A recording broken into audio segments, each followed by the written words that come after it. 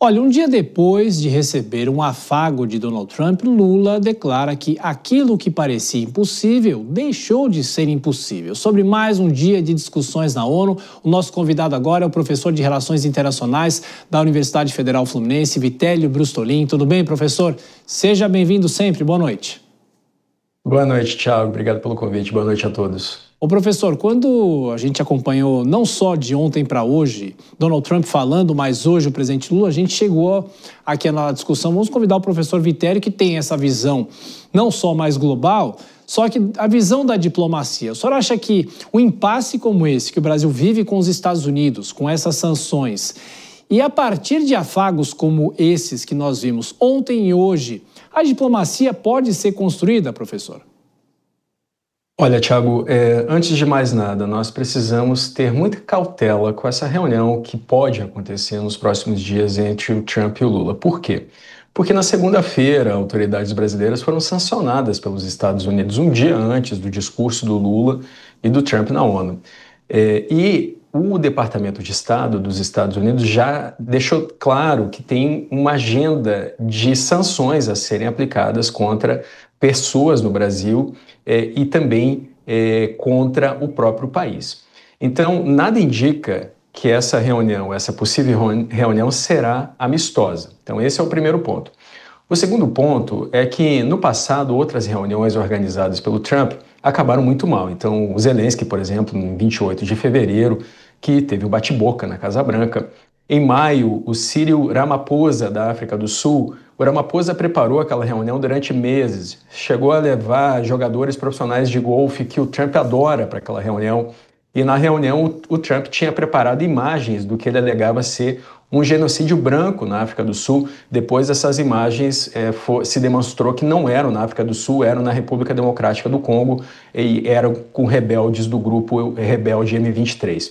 Então, veja, mesmo reuniões que pareciam amistosas e preparadas durante muito tempo, a do Ramaphosa é melhor para comparar aqui, porque a do Zelensky já havia um atrito entre o Trump e o Zelensky, porque o Trump alegava que o Zelensky tinha feito campanha para a Câmara. Mas essas comparações precisam ser feitas. O ideal seria que a reunião fosse por telefone ou videoconferência, como o ministro, o embaixador Mauro Vieira, aventou ontem. Mas hoje o presidente Lula falou publicamente que a reunião poderia ser presencial. E isso, Thiago, pode transformar essa reunião num reality show. Sem dúvida. Professor Vitélio, eu vou trazer os nossos comentaristas, o Túlio Nassa e a Dora Kramer. A Dora faz a próxima pergunta. Dora.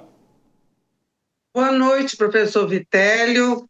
Eu quero saber uma coisa assim formal. Vamos que a reunião vá acontecer mesmo. Como é que é o ritual daqui, a partir do convite que foi feito ali numa situação absolutamente improvisada, e a gente não sabe se vai acontecer, se não vai, mas do ponto de vista da diplomacia, do ponto de vista das relações internacionais, imagino que haja um ritual, um protocolo. Quem é que se mexe primeiro? Como é que se formaliza isso? Como é que funciona? Dora, reuniões entre chefes de Estado só acontecem depois que toda a pauta é decidida antes pelos assessores. Então, o Departamento de Estado dos Estados Unidos e o Itamaraty deveriam, antes de tudo, acertar tudo que vai ser resolvido nessa reunião. E aí, o presidente Lula e o presidente Trump só se veriam pessoalmente para apertar as mãos, tirar fotos e anunciar o que havia sido acordado. Não é isso que vai acontecer. Se a reunião for daqui a uma semana, não haverá tempo para negociação. E as negociações são todas concentradas na Casa Branca, como nós percebemos pela mensagem do Scott Bessent, quando teve uma reunião com o Haddad que foi cancelada, era uma videoconferência. O Bessent cancelou e disse que tudo seria resolvido na Casa Branca pelo Trump. Então, na verdade, o que nós podemos esperar de uma reunião como essa? Nós podemos esperar um primeiro movimento de aperto de mãos, de quebra de gelo, isso se a reunião for realmente presencial. Se ela for por telefone, talvez haja a possibilidade de se discutir longe das câmeras assuntos que interessem ao Brasil, especialmente no caso do Brasil, devem ser oferecidos minerais críticos, não taxação ao streaming das empresas americanas e não taxação às big techs. Dora. Pergunta agora de Túlio Nassa. Professor Vitélio, boa noite, obrigado por atender a Jovem Pan. A minha pergunta vai no seguinte sentido: vamos imaginar que a reunião seja amistosa, que não haja aí uma casca de banana, que Donald Trump não cometa nenhum ato intempestivo como fez com Zelensky. O que o Brasil tem de melhor ferramenta, de melhor instrumento para essa negociação? Seriam as terras raras? Seria parar de comprar óleo diesel da Rússia? Seria o desalinhamento com os BRICS? E até que ponto o Brasil pode abrir mão disso?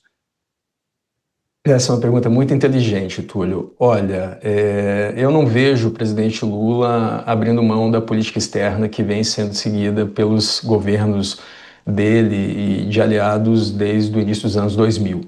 Não vejo o assessor Celso Amorim abrindo mão desse alinhamento com o BRICS. Hoje mesmo o Lula foi apertar a mão do Zelensky, teve uma reunião de 40 minutos com o Zelensky e continuou na narrativa de que a guerra entre Rússia e Ucrânia pode acabar com os dois lados cedendo um pouco, quando nesta semana, no Conselho de Segurança da ONU, a Rússia recebeu um ultimato da Polônia porque a Rússia vem invadindo o espaço aéreo de países da OTAN, da Dinamarca, da Polônia, da Romênia, da Estônia e da Noruega.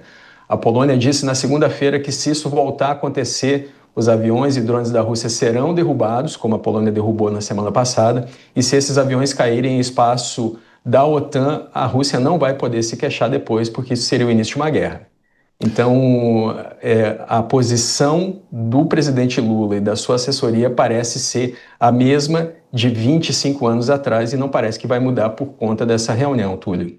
Ô professor, a gente pode fazer já um balanço da participação do presidente Lula nos encontros da ONU? A Dora Kramer estava falando até mais cedo que de todas as participações dele em outros eventos desde o início desse mandato, essa talvez tenha sido esse talvez tenha sido o melhor desempenho que ele teve, surfou na onda falando com Donald Trump. O senhor concorda com isso, professor?